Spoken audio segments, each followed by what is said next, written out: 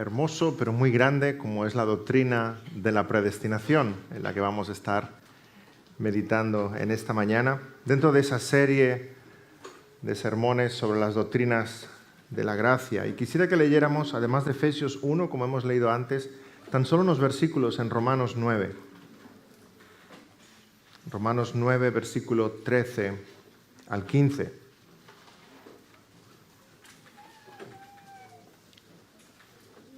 Dice así, Romanos 9, 13.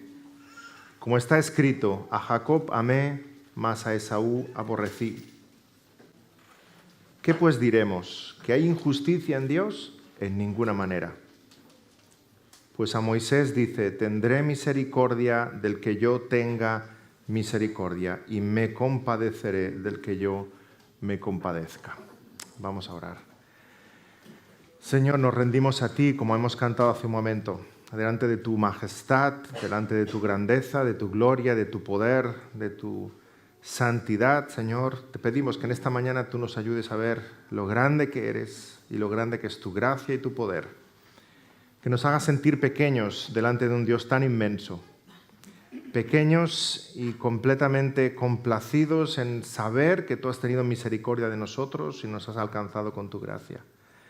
Señor, que estas doctrinas brillen delante de nuestros ojos y en nuestros corazones para tener vidas dedicadas a ti, que te adoran, que te sirven, que te honran, que te obedecen, que te alaban. Señor, gracias por tu salvación inmerecida, por haber pensado en nosotros. En el nombre del Señor Jesús te lo pedimos. Amén. Amén. Dijo un filósofo que el sino del ser humano es escoger. Tenemos que escoger siempre. Cada día estamos delante de decisiones. Aun cuando decidimos no decidir es porque hemos decidido no decidir y estamos decidiendo. Al inicio de nuestros días, nuestros padres deciden todo por nosotros. Al final de nuestros días, nuestros hijos tienen que decidir por nosotros. Pero en esa época de en medio, decidimos y nos gusta decidir. Elegimos carrera, elegimos ciudad, elegimos esposa. Bueno, en realidad es ella la que nos elige a nosotros, ¿verdad? Nos gusta elegir y no nos gusta que elijan por nosotros. A veces eso nos molesta, nos ofende. Estás buscando corbata con un amigo, ¿verdad? Y te acompaña y entras en una tienda y tu amigo enseguida ve, ¡esta te va a quedar fantástica!, ¿verdad? Te la pone encima. ¿Cuánto vale? La compra por ti y tú le dices, quieto, parado. Que yo también tengo opinión, que yo también tengo criterio. No elijas por mí. ¿Cuántas veces nos encontramos con situaciones así? Ahora bien, nos ofende que elijan por nosotros cuando pensamos que la persona que está eligiendo tiene las mismas capacidades que yo. ¿Por qué ha de elegir él si yo tengo también capacidad, también tengo criterio? Ahora, ¿sabéis cuándo no nos molesta tanto? Cuando vemos la excelente capacidad del que está escogiendo y vemos nuestra tremenda incapacidad. Entonces estamos felices de que escojan por nosotros. Has tenido un accidente, te están entrando en el hospital con la camilla, ahí está el médico con las radiografías y con los informes, seguido de un ejército de enfermeras, ¿verdad? Y te va preguntando, bueno, dígame, ¿qué hacemos? ¿Qué tratamiento prefiere usted para la pelvis que está rota, para el pulmón que está perforado? Y tú con el poco aire que te queda dices, doctor, elija usted. Lo que haga estará bien. Ninguno tendríamos ningún problema ahí, ¿verdad?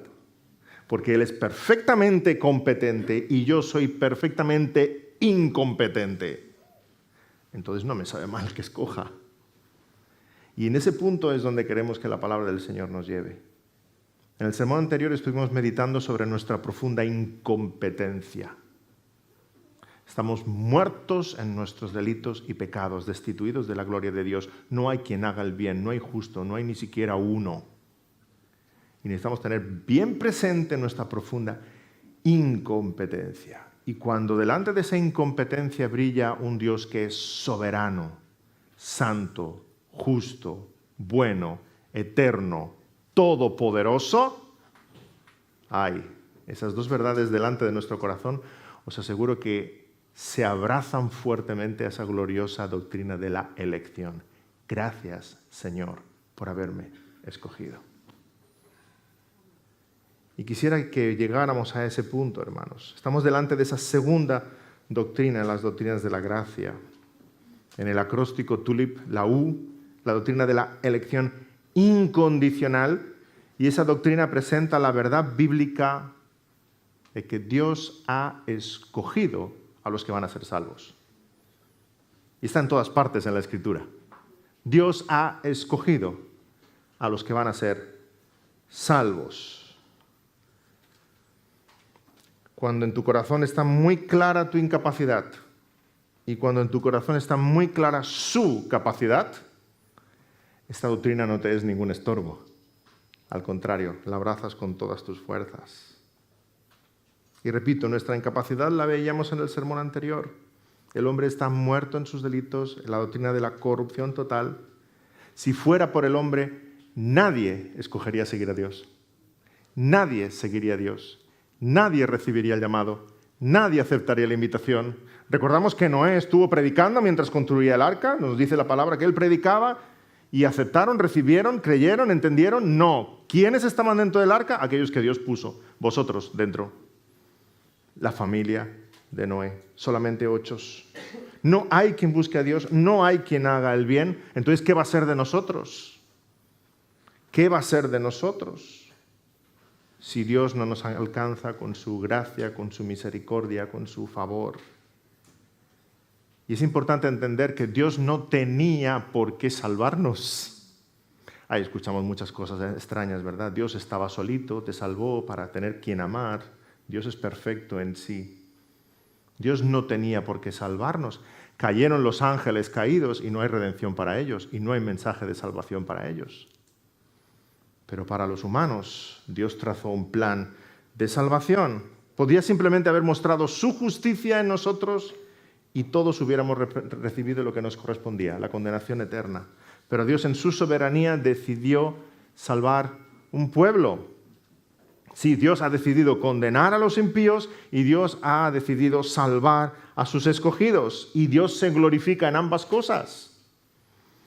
Sin duda, Dios se glorifica en la condenación de los perdidos. Cuando la ira de Dios se manifiesta en el día final y todos aquellos que han de ser condenados justamente sean lanzados al fuego del infierno, junto a los diablos, junto a la muerte, junto al Hades, Dios será glorificado en su santa y justa ira. Tenemos un tremendo ejemplo de esto en Egipto, cuando Dios saca al pueblo de Israel. Pensamos, wow, es glorioso el rescate de su pueblo, ¿verdad? Cómo abre el Mar Rojo, cómo el pueblo de Israel cruza en seco, cómo el Señor provee de la tierra prometida y del maná y del agua de la peña de Oreb. Pero es que Dios también se glorificó en los egipcios. Le dice Dios a Moisés, Éxodo 14, 17, yo endureceré el corazón de los egipcios para que los sigan y yo me glorificaré en Faraón. ¡Wow! Me glorificaré en Faraón y en todo su ejército y en sus carros y en su caballería. Y sabrán los egipcios que yo soy Jehová. Sí, hermanos, Dios se glorificó cuando el pueblo de Israel pasó en seco. Se glorificó porque nos mostró su bondad, su gracia, su misericordia, su provisión.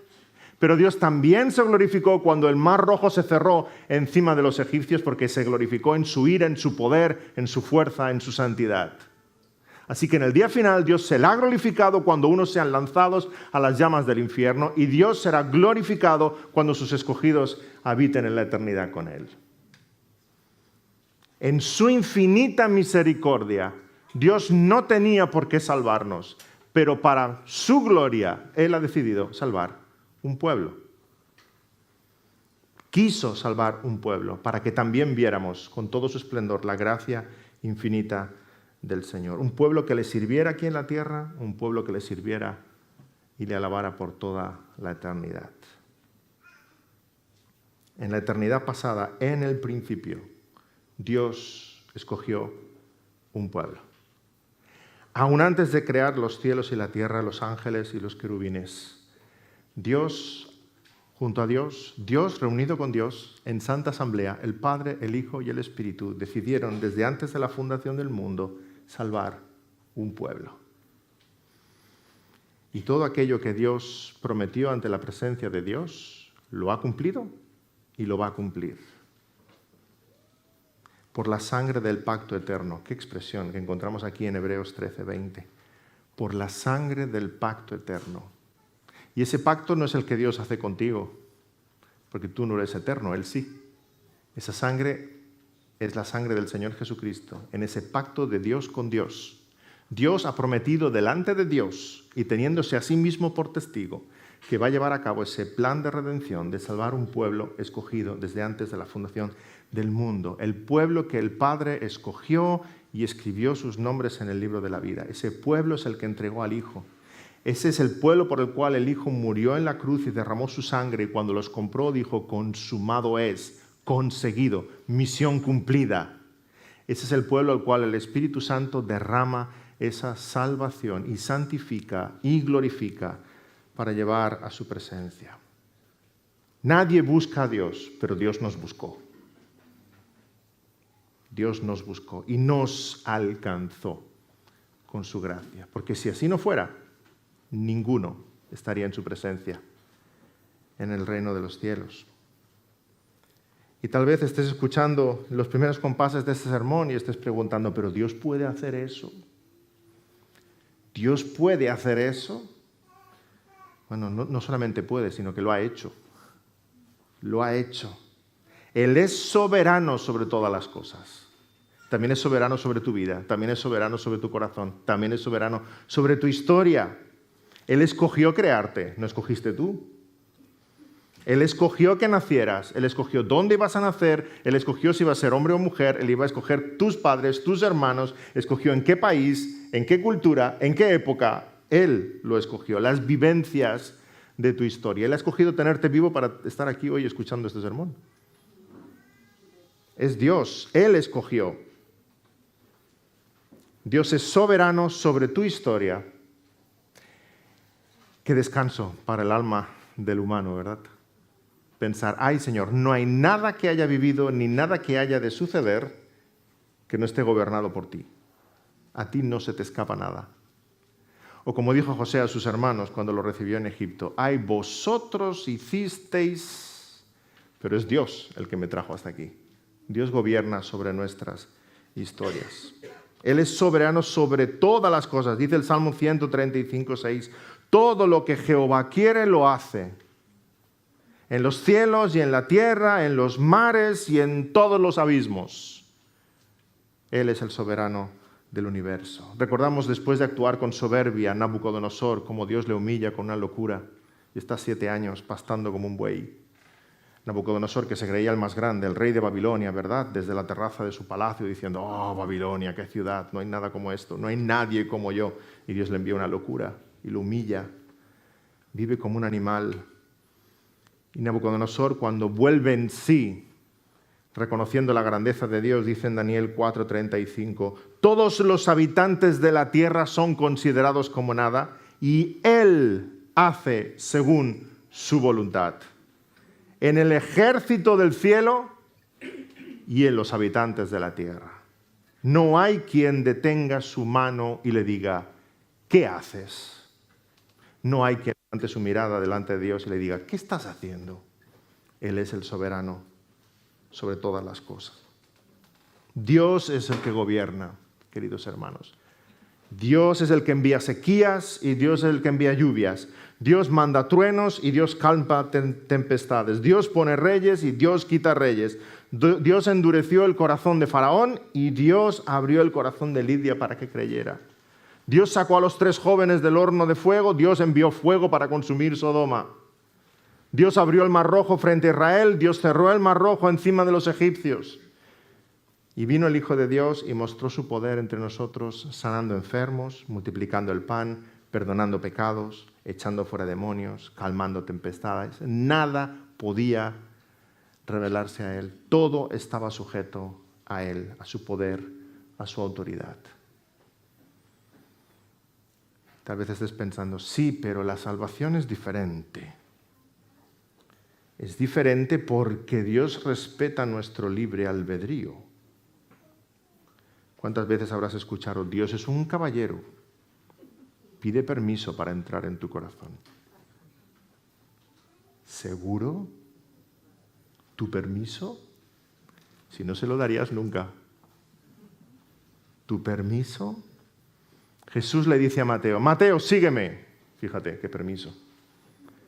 Y Mateo deja lo que está haciendo, deja la mesa de los cambistas, deja todo y le sigue.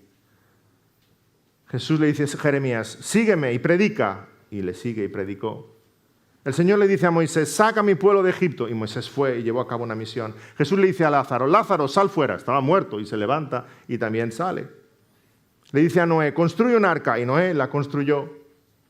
Le dice a Jonás, ve. Y Jonás no fue. Vaya hombre, ya tenía uno que chafarme aquí el ejemplo. El profeta desobediente.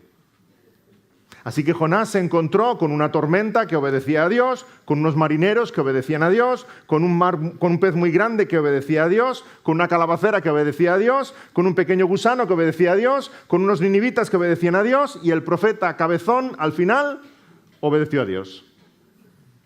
No hace falta que levantes la mano, pero alguno estará pensando, ese soy yo. Me doy de cabeza contra la pared de la soberanía de Dios, pensando que yo puedo hacer la mía, sin reconocer que Él es el Todopoderoso que hace lo que quiere en todas partes. Y al final me cuesta más tiempo y mucho más esfuerzo y sudor y lágrimas, pero al final estoy donde Él me dijo que debía estar. Así que mejor te sujetas a aquel que es soberano sobre todas las cosas. Pero ¿sabe qué pasa? Que a veces somos rebeldes y nos gusta levantar la mirada y decirle a Dios, ¿qué estás haciendo? Y sin mi permiso. ¿Y sabes lo que haces?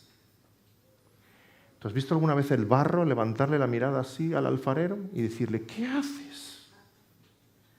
Dios es el alfarero, tú eres el barro. Dios es soberano sobre todo el universo. Hermanos, Dios es soberano sobre todas las cosas.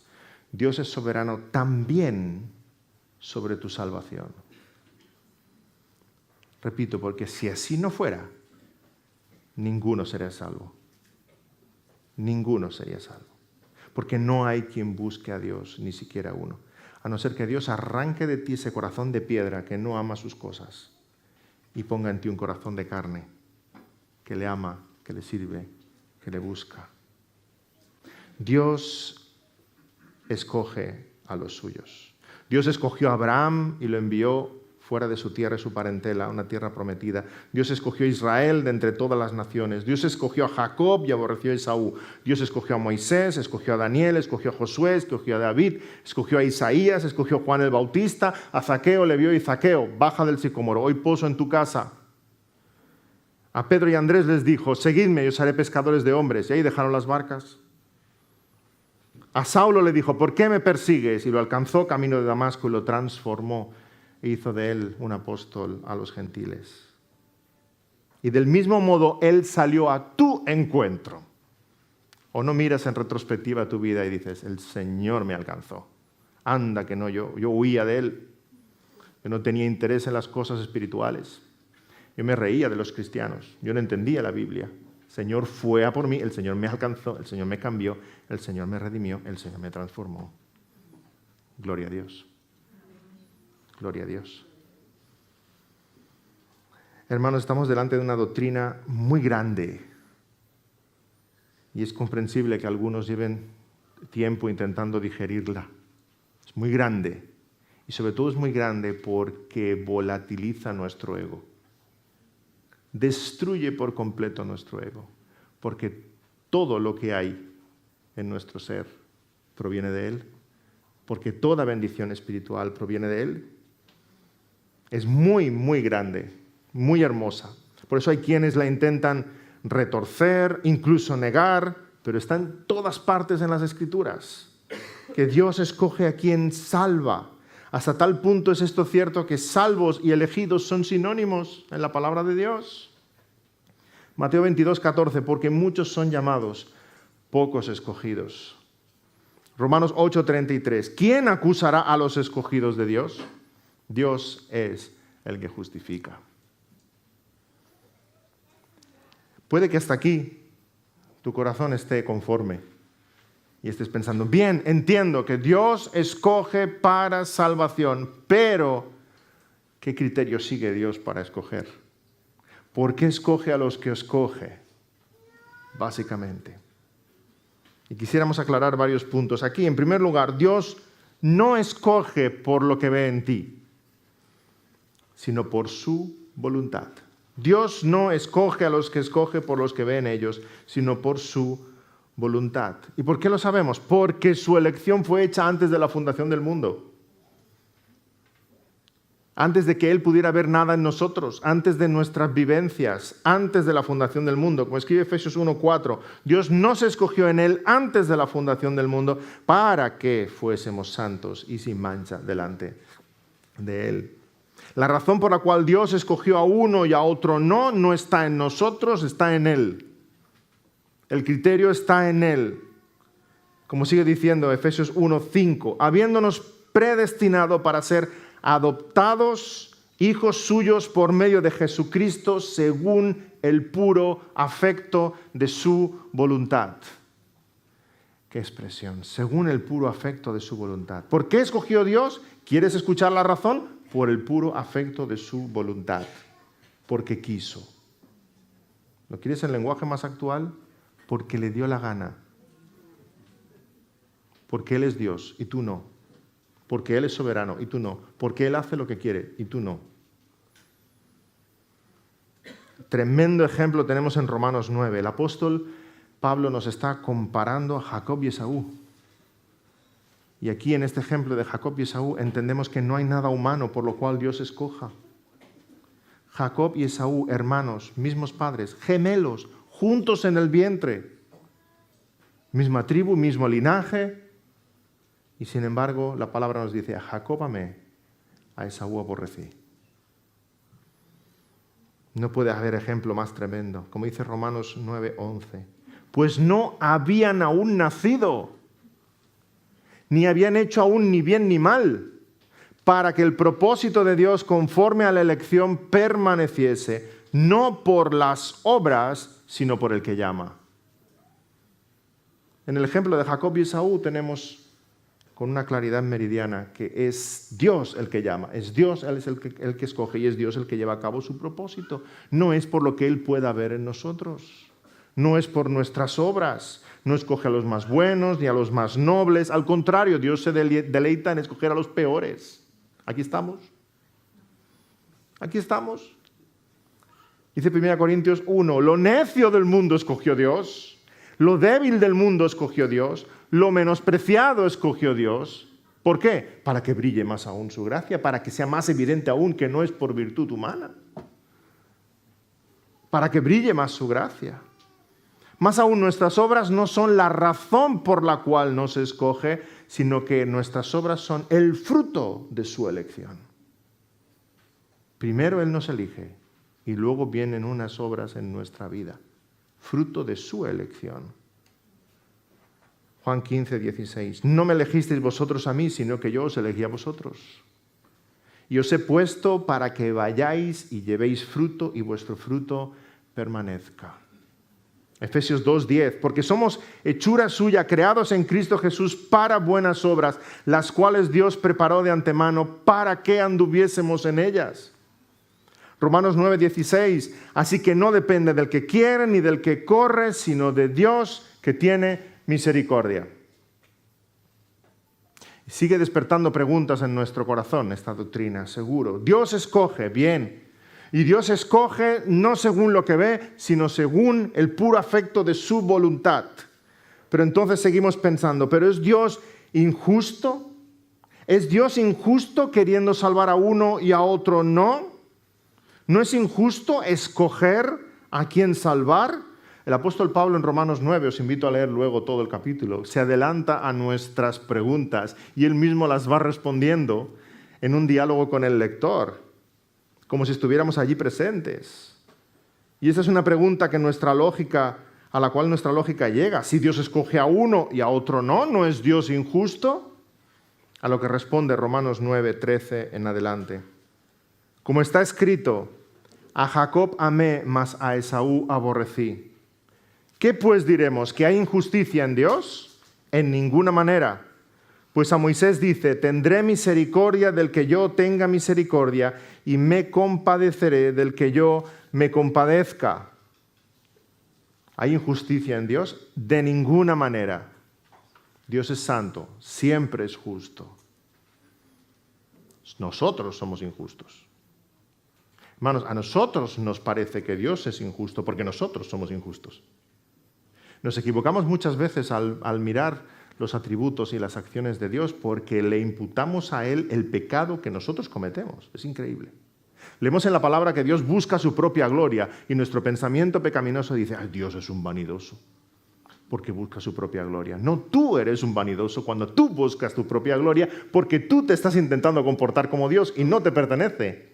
Él es Dios, Él es santo, Él es el Todopoderoso. Él busca su propia gloria porque todo existe para su propia gloria, no para la tuya. Y ahora vemos que Dios elige, Dios escoge y nosotros pensamos, ¿será arbitrario? ¿Será injusto? Porque nosotros somos injustos cuando escogemos. Tú y yo sí somos injustos. Porque escogemos en base a lo que vemos y hacemos acepción de personas. Porque escogemos según nuestra conveniencia. Porque escogemos para nuestro deleite, para nuestro bienestar. Tú y yo sí somos injustos, pero Él es perfectamente justo. No hay injusticia en Él. El problema reside no en Dios, sino en nuestro concepto de justicia. Y si estáis conmigo, que en el sermón anterior vimos que no hay quien busque a Dios y estamos todos corrompidos en nuestro pecado, hemos de entender y hemos de aceptar y reconocer que nuestro criterio, nuestro concepto de justicia también está distorsionado por el pecado. Dicho de otro modo, cuando tú ves que algo es justo o algo es injusto, ese concepto está dañado por el pecado en nuestro corazón. A veces usamos este ejemplo. Imagina que vas paseando por la calle. Vamos paseando por la calle y nos encontramos 10 mendigos. Y tengo 100 euros en el bolsillo, así que decido sacar los 100 euros, abrir la mano de uno de los mendigos, ponerlos en su mano y regalárselos. Y enseguida puede que saltes y me digas, David, eso es injusto. Y yo te diré, ¿por qué es injusto? Ah, porque lo justo sería repartir los 100 euros, 10 a cada uno de los mendigos. O no darlo a ninguno y quedártelo para ti. Pero todo a uno, eso es injusto. Injusto según nuestro criterio distorsionado de lo que es la justicia. La realidad es lo que dice aquí el Señor. Yo tendré misericordia de quien yo quiera tener misericordia. ¿No está haciendo Dios bien en salvar a algunos? ¿No están todos destituidos de la gloria de Dios? ¿No están todos condenados en sus pecados? ¿No está haciendo Dios bien en escoger a algunos para salvación? Entonces, ¿por qué Dios no puede hacer el bien a quien Él quiera hacer el bien? No, Dios no es injusto. Él dice claramente, yo tendré misericordia del que yo tenga misericordia. Él es soberano. Si quisieras encontrar la injusticia en la doctrina de la predestinación, la deberíamos buscar en otro lado. Cuento una anécdota de una hermana que se acercó a Charles Spurgeon, el famoso predicador inglés, y le dijo, pastor, yo no entiendo la doctrina de la predestinación. Y Spurgeon le respondió, hermana, yo tampoco. Los pastores deberíamos contestar así de vez en cuando, ¿verdad? Y entonces Spurgeon le pregunta, pero hermana, exactamente qué es lo que no entiende usted de la doctrina de la predestinación. Y la hermana responde, yo no entiendo esa parte en que los que no han sido elegidos están condenados en sus pecados y Dios los envía al infierno. Y Spurgeon responde, esa parte sí que la entiendo, que los pecadores vayan al infierno, esa parte sí la entiendo. La parte que yo no entiendo es que los pecadores puedan ser perdonados, redimidos y estar en su presencia por toda la eternidad. Esa es la que yo no entiendo. ¿No la has visto nunca desde esta perspectiva, la doctrina de la predestinación? Si quieres buscar injusticia, si hubiera tal injusticia, en todo caso la encontraríamos aquí. Que pecadores como tú y como yo, que hemos sido expulsados del paraíso por nuestros pecados, que estamos muertos en nuestros delitos, que somos enemigos del Dios Santo, podamos ser reconciliados y Dios pague la deuda por nosotros y estemos en su presencia por toda la eternidad. Eso es injusto. Pero que los pecadores vayan al infierno, la paga del pecado es muerte. No hay ninguna injusticia en Dios. Estamos delante de esta tremenda doctrina de la elección incondicional.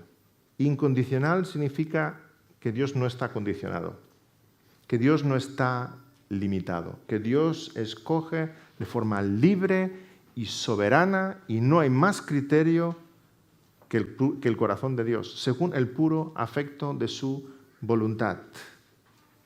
No porque vea algo en ti, sino porque Él quiso. Y aquí necesitamos matizar un tercer aspecto y corregir un tercer error. Dios no nos escoge porque Él prevé nuestra fe. ¿Cuántas veces habremos escuchado esto? Esta es la versión arminiana de la predestinación, algo que no encontramos en la Biblia. Dice el arminianismo que Dios escogió desde antes de la fundación del mundo a aquellos que Él sabía que le iban a escoger a Él. ¡Wow! La pregunta aquí es, ¿entonces Dios está escogiendo algo? ¿Dios está siendo soberano? ¿O el hombre es soberano?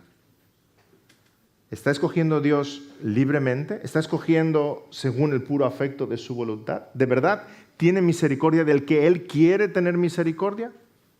¿O está Dios obligado? ¿Es este un Dios soberano?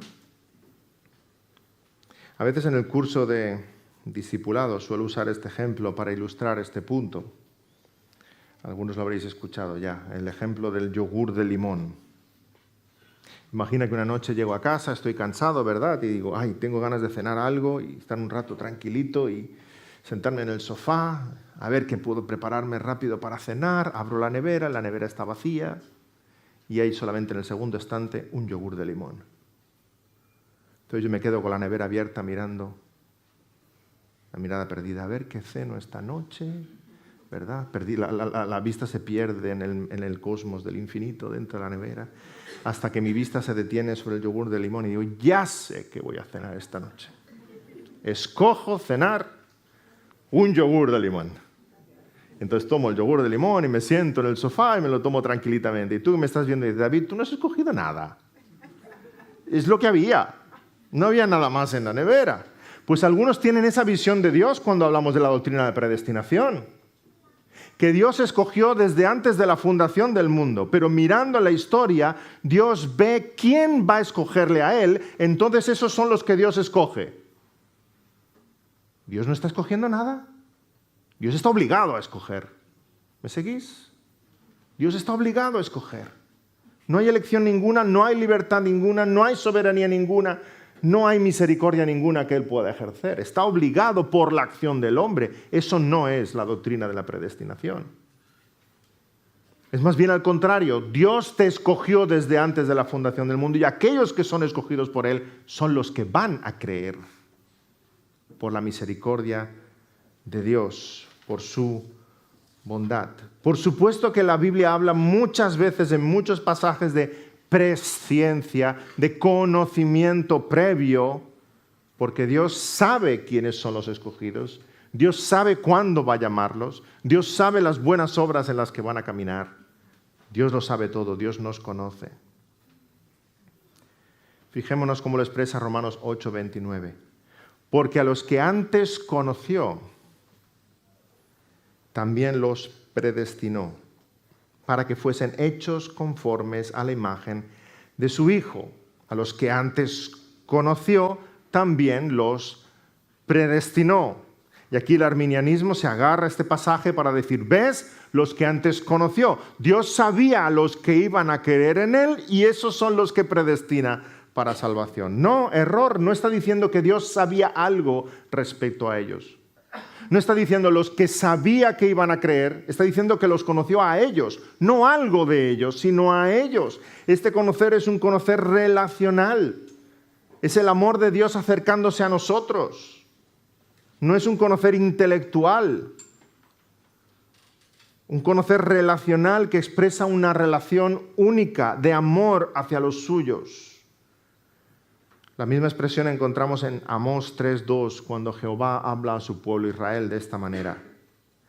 A vosotros solamente he conocido, de todas las familias de la tierra. Jehová le dice a Israel: a vosotros solamente he conocido de todas las familias de la tierra. ¿Es que Dios no conocía a los egipcios? ¿Es que Dios no conocía a los moabitas? ¿Es que Dios no conocía a los asirios?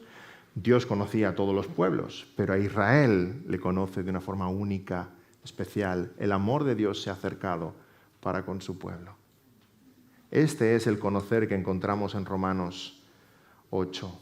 A los que conoció, Dios se acercó a ti con un amor único y especial.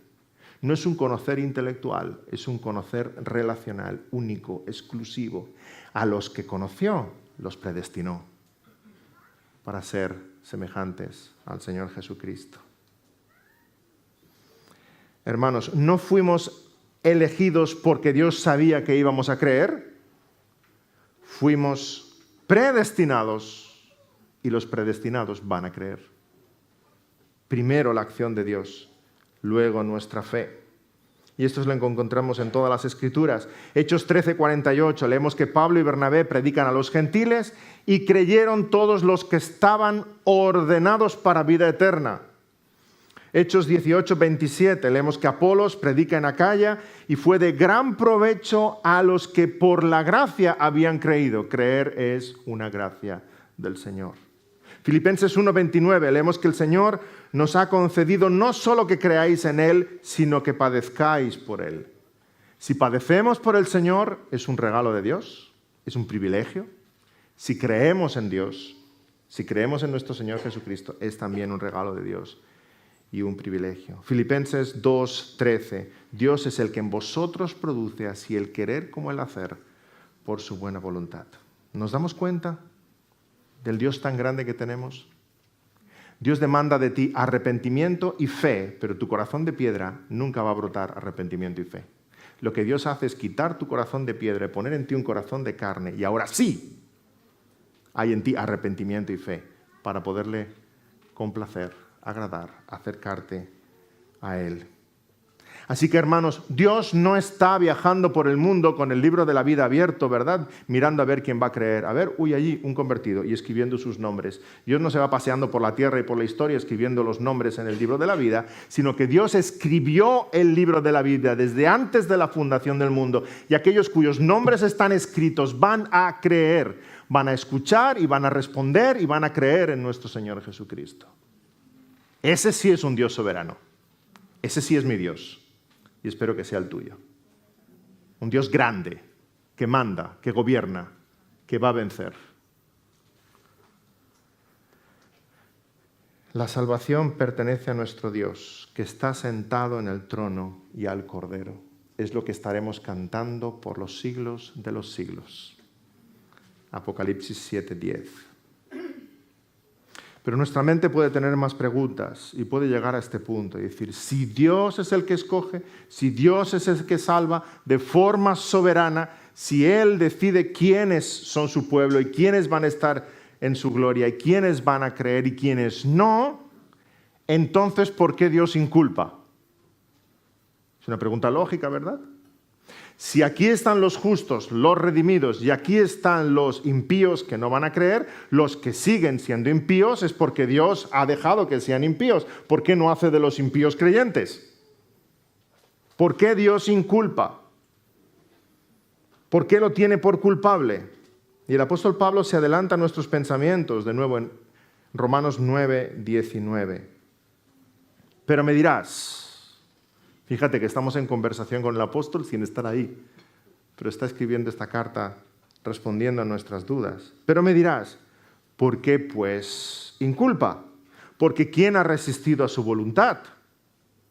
Mas antes, oh hombre, ¿quién eres tú para que alterques con Dios? ¿Dirá el vaso de barro al que lo formó, ¿por qué me has hecho así? ¿O no tiene potestad el alfarero sobre el barro para hacer de la misma masa un vaso para honra y otro para deshonra?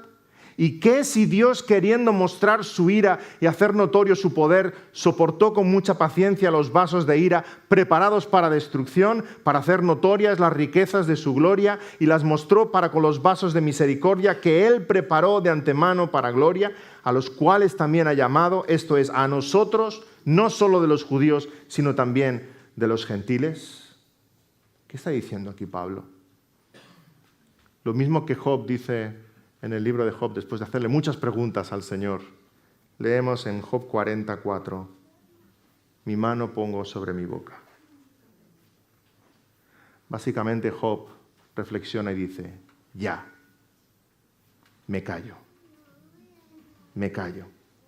Pablo lo dice de esta manera. ¿Quién eres tú para que alterques con Dios?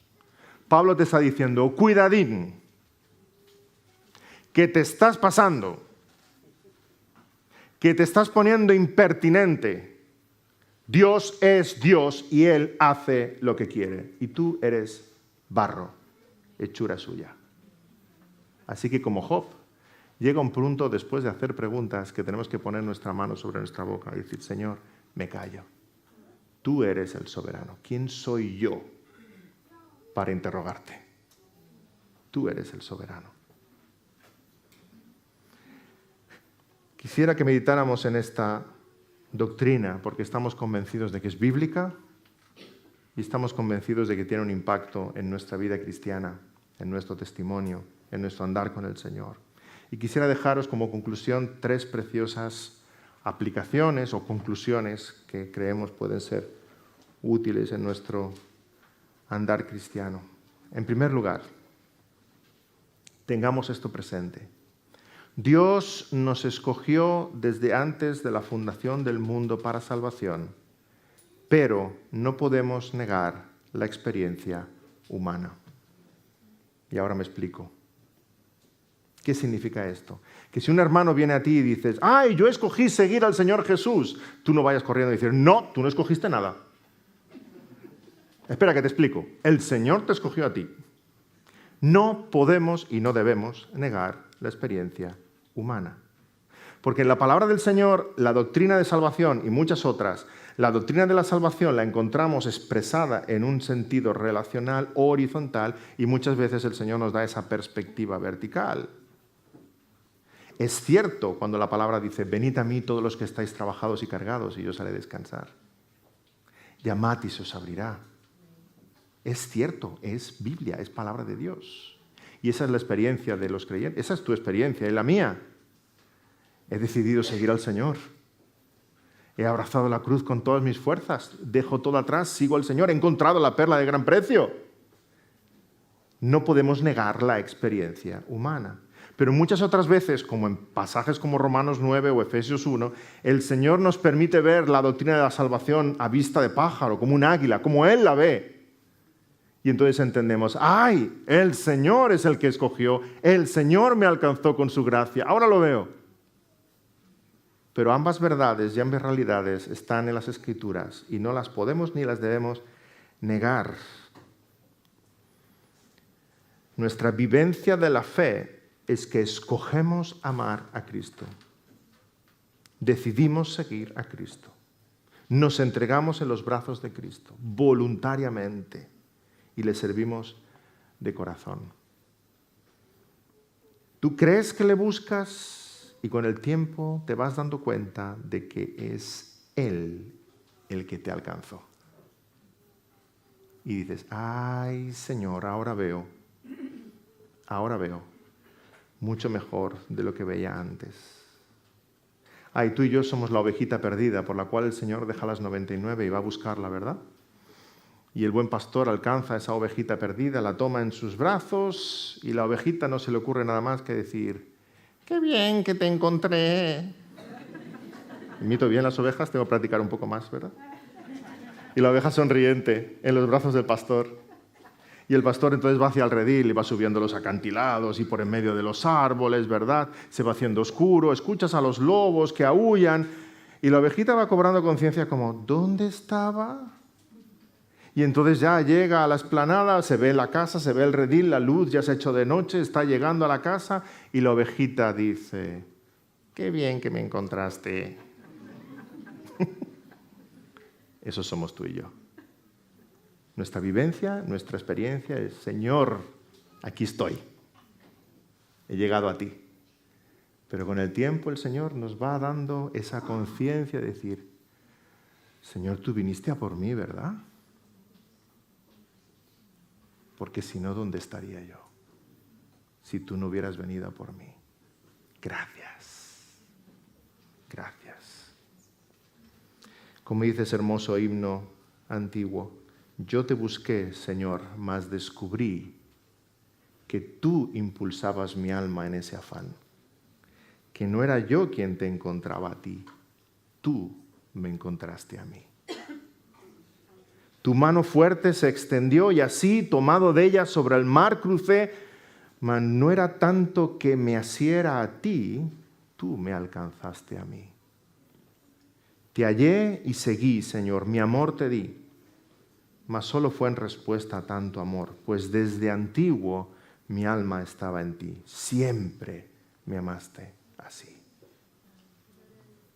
Así que deja que todo cristiano se haga esas preguntas que todos necesitamos hacernos.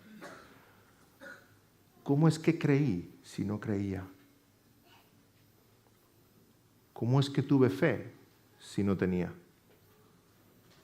¿Cómo es que entendí si no entendía? Hasta que descubra que sigue a Cristo porque Cristo le alcanzó a él. Que no es que andemos, es que estamos en sus brazos de regreso hacia el redil. Cristo te amó primero. Primera gran verdad que necesitamos tener presente. Dios nos escogió desde antes de la fundación del mundo, pero no neguemos la experiencia humana, la vivencia de la salvación. En segundo lugar, solo los escogidos serán salvos, pero tú no sabes quiénes son. Qué útil es esto, hermanos. Tú no sabes quiénes son. Spurgeon decía bromeando, ay, si el Señor hubiera grabado una E de escogidos aquí, ¿verdad? Iríamos por la calle levantando la camisa, ¿verdad? Un escogido, a este le predico. Tú y yo no sabemos quiénes son. Sabemos que están los escogidos del Señor, pero tú y yo no sabemos quiénes son. Así entonces, ¿qué tenemos que hacer? Ir por todo el mundo y predicar el Evangelio a toda criatura, a todas las naciones. Nuestra misión es sembrar la simiente del Evangelio. Como dice la parábola del sembrador, hay simiente que cae entre pedregales, simiente que cae entre espinos, simiente que cae en el camino y simiente que cae en buena tierra. Pero tú no sabes si el que está delante escuchándote es buena tierra. Dios conoce los corazones. Así que nosotros lo que hacemos es sembrar la simiente del Evangelio a toda criatura. Con esta certeza, con esta seguridad, los que son del Señor responderán al llamado. Fijémonos que en Juan 10 Jesús no dijo, los que me sigan serán mis ovejas. ¿Qué dijo el Señor en Juan 10? Mis ovejas oyen mi voz y yo las conozco y me siguen. Así que primero eres oveja, luego escuchas la voz del Señor y en correspondencia le sigues. Pero primero eres oveja. Hermanos, en esta ciudad hay muchas ovejas del Señor que son ovejas del Señor y no sabemos que son ovejas del Señor, ni ellas saben que son ovejas del Señor. ¿Y qué tenemos que hacer? Que escuchen la voz de Cristo, invitándoles a seguirle. Y cuando escuchen la voz de Cristo, reconocerán la voz del buen pastor y le seguirán. Y le seguirán. Hermanos, algunos dicen que la doctrina de la predestinación va reñida con el evangelismo. Al contrario, los más grandes misioneros, predicadores y evangelistas de la historia eran calvinistas y creían firmemente en esta verdad bíblica. Con mayor certeza compartimos el evangelio, porque no depende de lo bien que yo hable, ni depende de lo bien que escuche el otro, depende del Señor que toca corazones.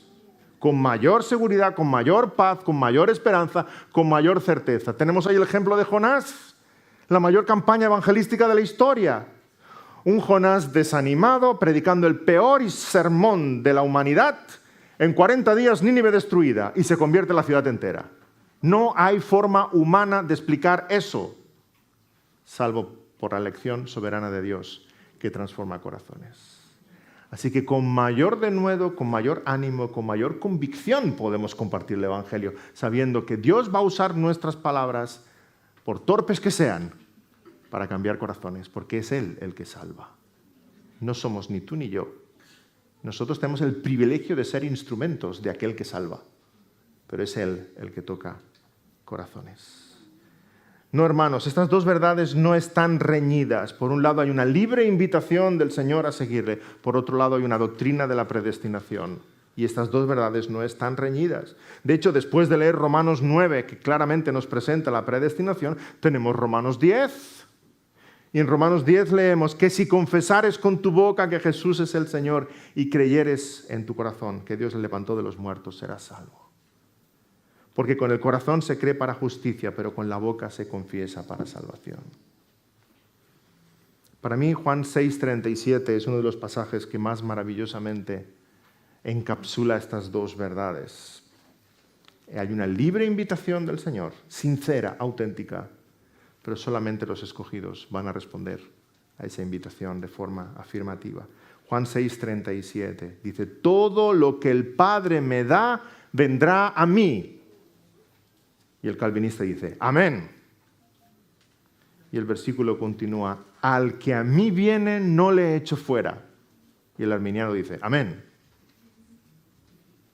Pero son palabras del Señor Jesús y están en el mismo pasaje, expresándonos esas dos realidades.